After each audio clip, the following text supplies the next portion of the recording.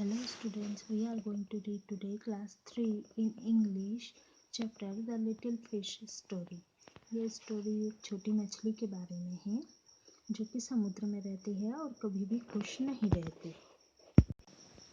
There are a great many millions fish in a sea, but this story is about just one of them and a very small one at that।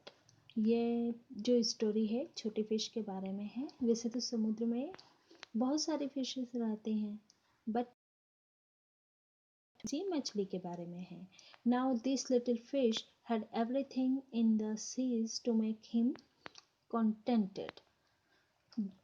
क्योंकि उस मछली के पास सब कुछ था जो उसे संतुष्ट रख सकता था, पर वो फिर भी संतुष्ट नहीं थी। But he was not happy, पर वो खुश नहीं थी।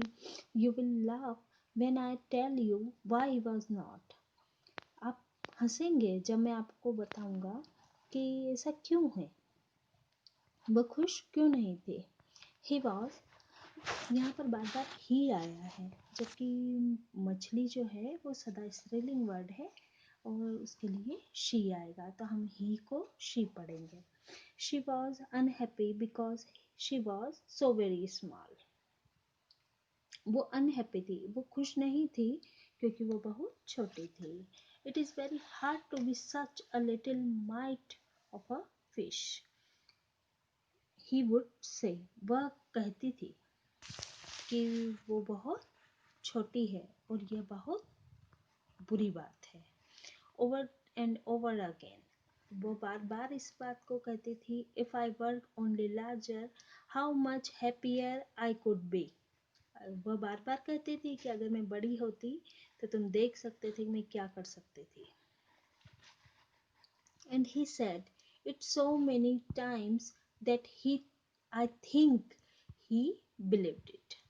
और वह इसको बार बार कहती थी और मुझे लगता है कि वह इसी चीज़ पे विश्वास करती थी कि बड़ा होना ही ज़रूरी है। One day he was swimming along with the rest of his school and thinking. एक दिन वह अपने जो ग्रुप रहता है मछलियों का उसके साथ स्विमिंग कर रही थी।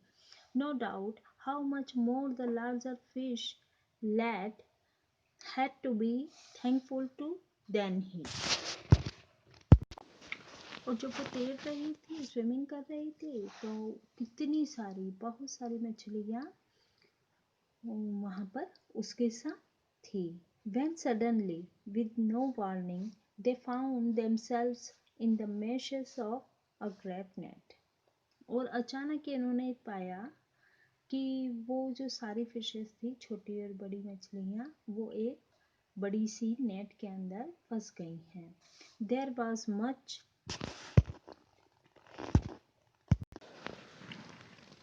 much plundering and splashing as the net was drawn up out of the water into the sunlight, and just as its hull was being emptied into the boat।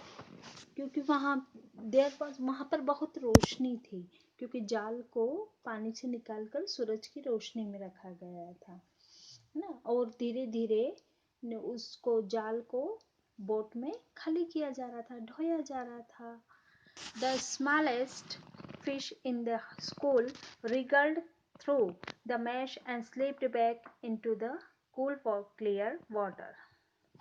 जो छोटी फिश थी वो फिसलकर वापस फिसलती हुई उलट पुलट हुई, उसने उथल पुथल किया और थोड़ी सी कोशिश करने के बाद में वो वापस ठंडे पानी में गिर गई।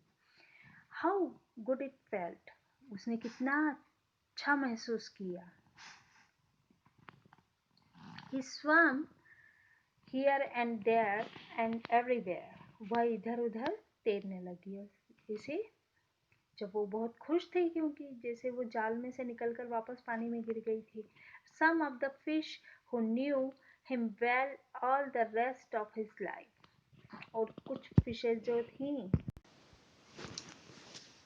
said that they never again heard him say that he wished to be anything but a little fish। जो उसको जीवन भर अच्छे से जानते थे।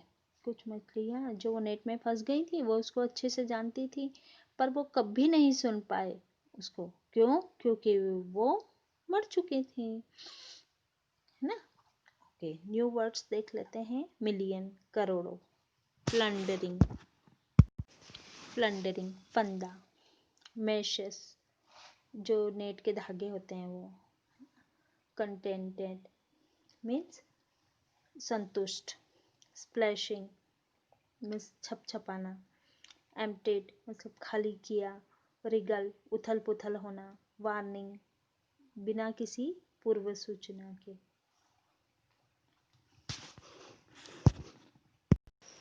Hello students, we are going to read today class 3 in English.